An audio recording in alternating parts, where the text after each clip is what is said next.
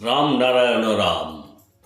আমরা সকলেই কথা জানি যে কয়েক লক্ষ বছর আগে কোথাও কোনো ব্যক্তি মালিকানার অধিকার ছিল না।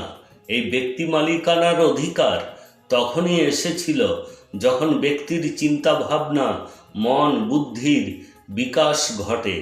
ধীরে ধীরে সে গুণগুলি আরও বিকশিত হয়। তারপরে মানুষ অনেক চিন্তা ভাবনা করতে সক্ষম হয়।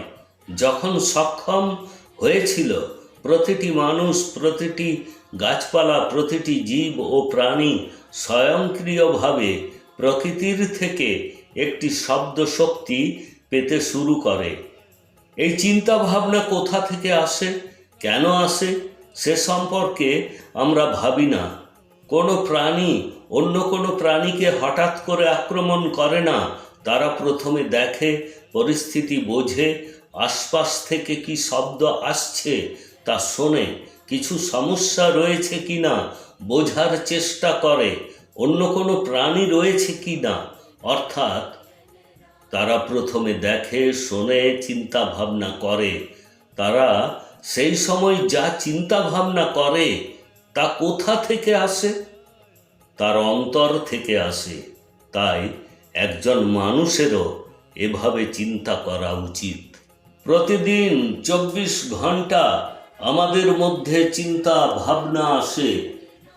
যখন আমরা জেগে থাকি তখনও চিন্তা ভাবনা আসতে থাকে, যখন আমরা ঘুমিয়ে পড়ি তখনও চিন্তা ভাবনা আসতে থাকে, স্বপ্নেও আসতে থাকে। সুতরাং আমাদের ভাবতে হবে, কেন এসব আসে, কে পাঠায়। আপনি এবং আমরা এই সম্পর্কে চিন্তা করি না। হাজার চিন্তা ভাবনা শব্দ এসে আমাদেরকে ধরে, আমরা সেই চিন্তা ভাবনা এবং শব্দকে ধরি। তখন ভিতরে ভিতরে মনন হয় যে কোন চিন্তা ভাবনা সঠিক এবং কোনটা ভুল।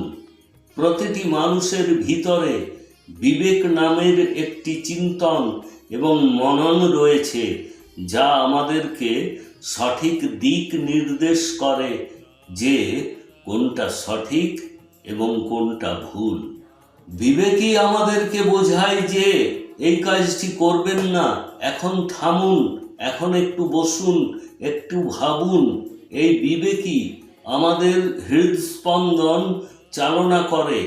যখন আমরা জন্ম নিয়েছি তখন থেকেই আমাদের হৃদস্পন্দন শুরু হয়েছে। যখন আমাদের হৃদস্পন্দন চলে, কে চালায়, কেন আমাদের চিন্তা ভাবনা আসে, কে পাঠায়, সেই চিন্তা ভাবনার বিষয়ে আমাদের কি করা উচিত, আরও একটু আগে গিয়ে চিন্তা করতে হবে। প্রত্যেককে একটি বিষয়ে বুঝতে হবে যে এই বিবেক জন্ম থেকেই আমাদের ভিতরে বসে আছে। সমাজে অনেক জ্ঞানী মানুষ রয়েছেন, তারা সকলেই অজ্ঞর মতো আচরণ করছেন। কখন এই সব কিছু বুঝতে পারবেন? সবাই কবে সত্যিকারের মানুষ হয়ে উঠবে?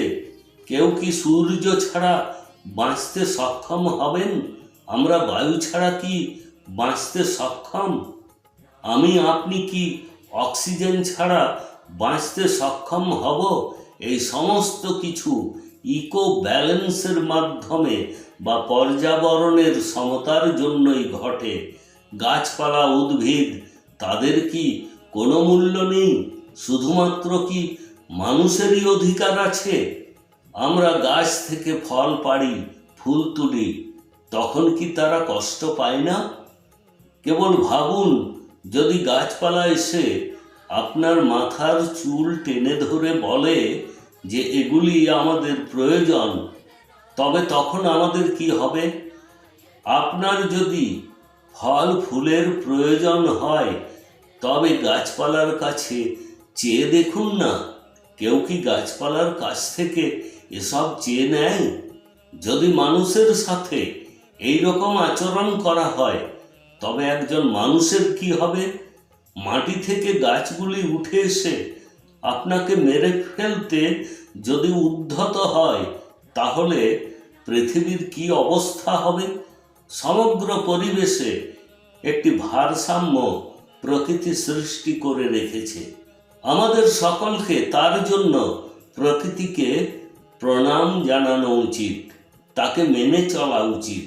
সুতরাং প্রকৃতির নিয়ম নীতি, জ্ঞান, ধর্ম বা কর্ম অথবা তার আত্মবলিদান যা তার মধ্যে রয়েছে তা সকলের বিবেচনা করা উচিত, মান্যতা দেওয়া উচিত।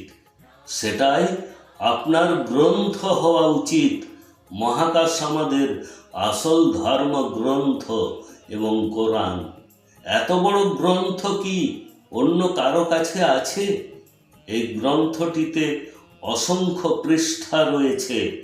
মহাকাশের সমস্ত তারা, গ্রহ, নক্ষত্রগুলিই হলো এই গ্রন্থের এক একটি পৃষ্ঠা।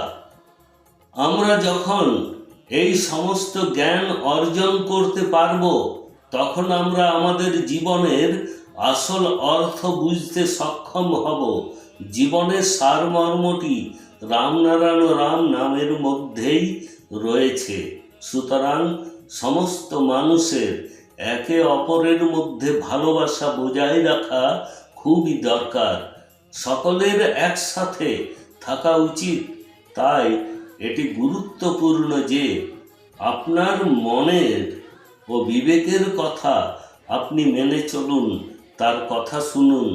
এছাড়াও ক্রমাগত রামনারায়ণ রাম নাম জপ করুন। এই বীজ মন্ত্রটি আপনাকে আপনার গন্তব্যে পৌঁছে দেবে।